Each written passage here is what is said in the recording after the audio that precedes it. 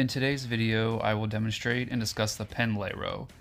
This movement is extremely similar to the more conventional barbell bent over row, with only one major difference being the transition between the eccentric and the concentric action.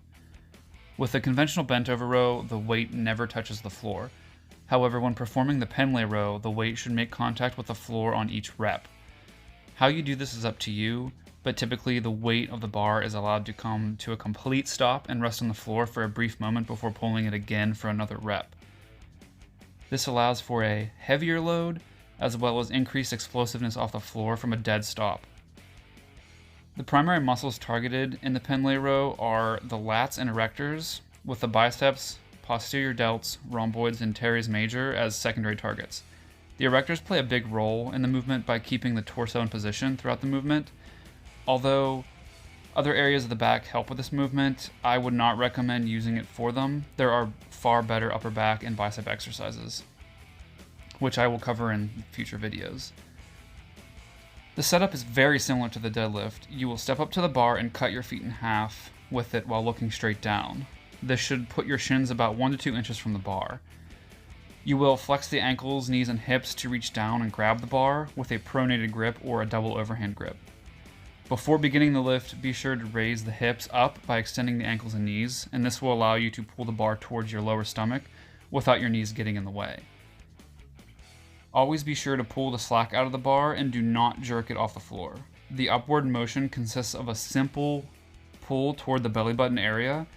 You want to keep the elbows tucked in close to the body, and the elbows should be pulled back as far as possible. So pretend like you are trying to point them to the ceiling with every rep to get the most out of the range of motion. Throughout the lift, the ankles, knees, and hips will stay in the same position. Be sure not to use momentum when pulling the weight. Keep the spine neutral and the torso as close to parallel to the ground as possible.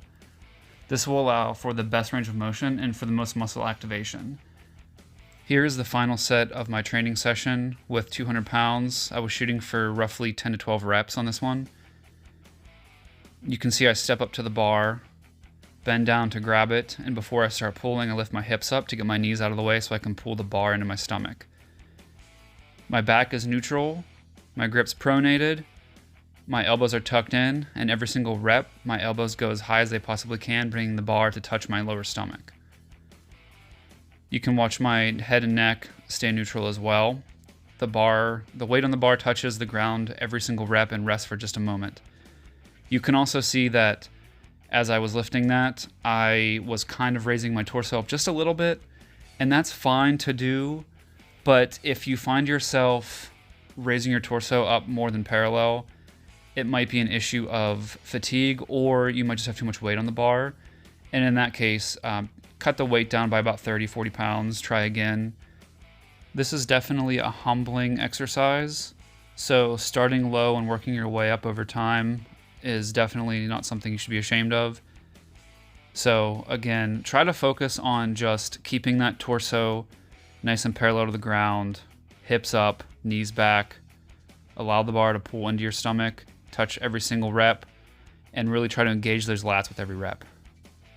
And that was the Pendlay Row. I hope you found this video helpful, and if you have any questions, leave them in the comments down below.